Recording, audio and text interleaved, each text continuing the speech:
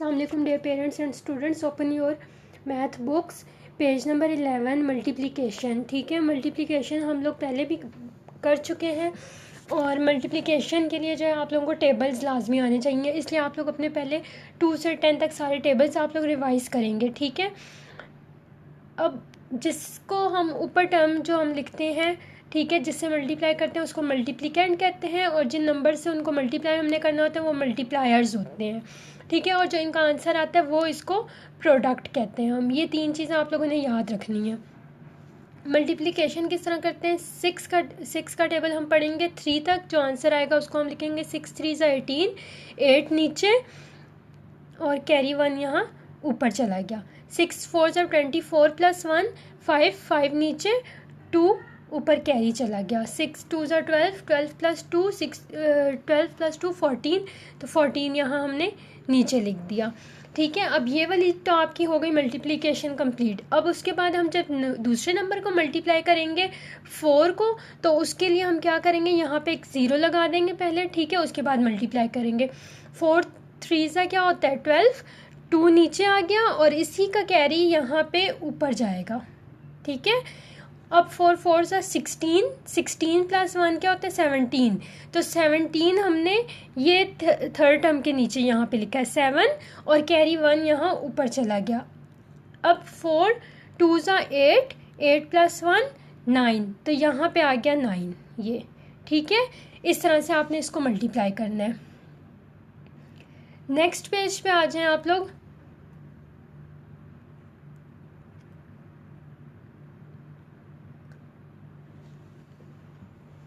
Division. ठीक है, अब पेज नंबर 12 पे डिवीज़न है। डिवीज़न में जिस नंबर से हमने डिवाइड करना होता है वो डिवाइज़र होता है। ठीक है, ये है डिवाइज़र।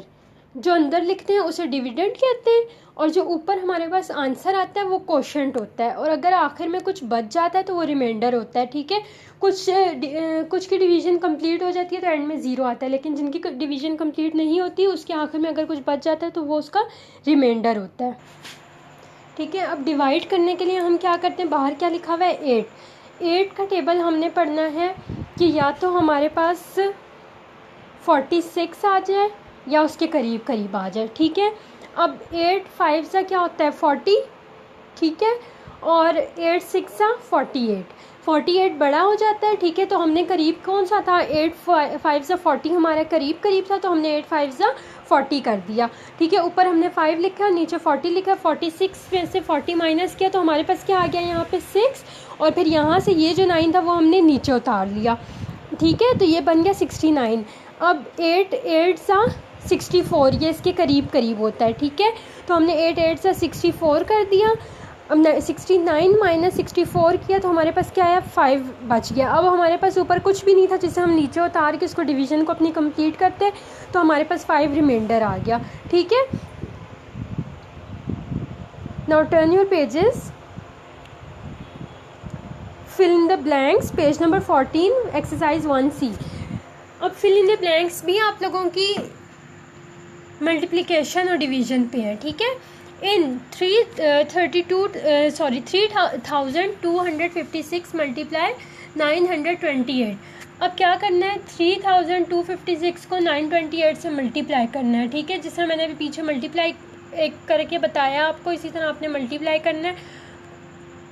और लेकिन इन्होंने यहाँ पे ये पूछा है कि इसके अंदर 3256 को हम क्या कहेंगे। मैंने क्या बताया था कि जिस नंबर से हमने मल्टीप्लाई करना होता है वो क्या होता है, मल्टीप्लिकेंड होता है। तो ठीक है, मैंने यहाँ पे इसको मल्टीप्लिकेंड लिख दिया। The quantity by which the multiplicand is to be multiplied. अब मल्टीप्लिकेंड को जिससे मल्टीप्लाई करते हैं उसे क्या कहते हैं हम, इज़ नोन एज मल्टीप्लायर।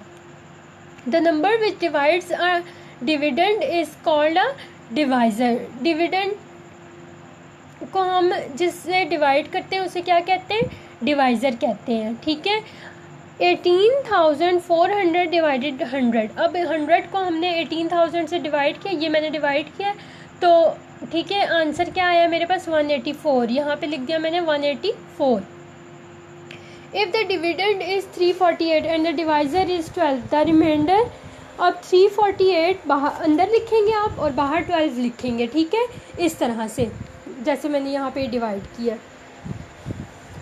ठीक है, तो आपने इसको पूरा डिवाइड करना है और फिर बताना है कि एंड में आपका कोई रिमाइंडर बचता है या नहीं बचता, ठीक है। तो यहाँ पे रिमाइंडर कोई नहीं बचता, तो यहाँ पे ज़ीरो आ गया। States whether the following are true और फॉल्स। अब बताना है कि ट्रू है स्टेटमेंट या फॉल्स है। When 1485 is divided by 6 the remainder is zero. अब आपने 6 को 1485 से डिवाइड करना है और बताना है कि ये स्टेटमेंट ट्रू है या फॉल्स है। अगर आपका रिमाइंडर ज़ीरो आता है, तो अगर रिमाइंडर ज़ीरो नहीं आता तो इसका मतलब है ये ट्रू है, ठीक है। तो यहाँ पे मैंने इसको डिवाइड किया है और इसका रिमाइंडर जो है वो ज़ीरो नहीं आता, तो इसका मतलब है स्टेटमेंट आपकी फॉल्स है, ठीक है। इन 429 divided by 8 the number 429 is the 4 जिससे हम डिवाइड करते हैं उसको क्या कहते हैं, डिविडेंड, ठीक है। डिविडेंड ही कहते हैं ना, तो ये स्टेटमेंट हमारी ट्रू है। If we divide 3696 by 12 the quotient is 308, ठीक है। डिवाइड करना है और आंसर अगर 308 आ जाता है तो स्टेटमेंट हमारी ट्रू है। The product of two numbers is 274,800. If one of the number is 100, the other number will be 27480, ठीक है। तो क्या करना है, प्रोडक्ट आपने बताना है कि दो नंबर्स का प्रोडक्ट जो है वो ये है, और एक नंबर अगर 100 है तो दूसरा नंबर क्या ये है। अगर हम इसको मल्टीप्लाई करें, 100 से मल्टीप्लाई करके देखना है, अगर आपका आंसर जो है 274,800 आ जाए तो इसका मतलब है कि ये स्टेटमेंट ट्रू है आपकी, लेकिन ये आंसर नहीं आता इसलिए ये फॉल्स है। 1008 मल्टीप्लाई बाई 35 इज़, अब 1008 को 35 से मल्टीप्लाई करना है और बताना है कि ये आंसर आपका आया या नहीं आया। नहीं आया तो इसका मतलब है आपकी स्टेटमेंट फॉल्स है, ठीक है। ये आप लोगों ने मल्टीप्लिकेशन और डिवीजन वाले क्वेश्चंस अपने रफ रजिस्टर पे करके इनके आंसर्स निकालने हैं और फिर इसको बुक के ऊपर करना है, लेकिन ये आप लोगों ने जो ऑब्जेक्टिव है बुक्स के ऊपर ही करना है, ये आपका होमवर्क है।